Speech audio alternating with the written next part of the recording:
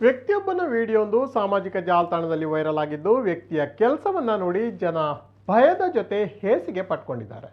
ಸಾಕಷ್ಟು ಬಳಕೆದಾರರು video post ಮಾಡಿದವರನ್ನ ಹೆಗ್ಗಮುಗ್ಗ ತರಾಟೆಗೆ ತೆಗೆದುಕೊಂಡಿದ್ದಾರೆ.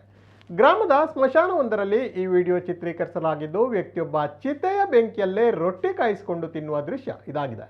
ಚಿತೆಯ ಪಕ್ಕದಲ್ಲೇ ಟೆಂಟ್ ಕಟ್ಟಿಕೊಂಡು ವಾಸ ಮಾಡುತ್ತಿರುವ ವ್ಯಕ್ತಿ ಆರಾಮವಾಗಿ ರೊಟ್ಟಿಯನ್ನ ಚಿತೆಯ ಮೇಲಿಟ್ಟು ಕಾಯಿಸಿಕೊಂಡಿದ್ದಾನೆ. ಮೊದಲು ಸಣ್ಣದೊಂದು ಬಾಣಲೆಯಂತಹ ವಸ್ತುವಿನಲ್ಲಿ ರೊಟ್ಟಿ ಕಾಯಿಸಿ ಬಳಿಕ ನೇರವಾಗಿ ಚಿತೆಯ ಕೆಂಡದ ಮೇಲಿಟ್ಟು ಕಾಯಿಸಿದ್ದಾನೆ. ಇದು ಸಾಮಾಜಿಕ ಜಾಲತಾಣದ ಬಳಕೆದಾರರ ಆಕ್ರೋಶಕ್ಕೆ ಕಾರಣವಾಗಿ ಅಕೌಂಟೆಂಟ್ ಹ್ಯಾಂಡ್ಲರ್ ಅನ್ನ ಹಿಗ್ಗಾಮುಗ್ಗಾ ಜಾಡಿಸಿದ್ದಾರೆ. ಅಮಾನವೀಯತೆಯ ಜತೆಗೆ ಇದೊಂದು ನೀಚ ಹಾಗೂ ಹೇಯ ಕೃತ್ಯ ಎಂದು ಜನರು ಕಮೆಂಟ್ ಮಾಡಿದ್ದಾರೆ.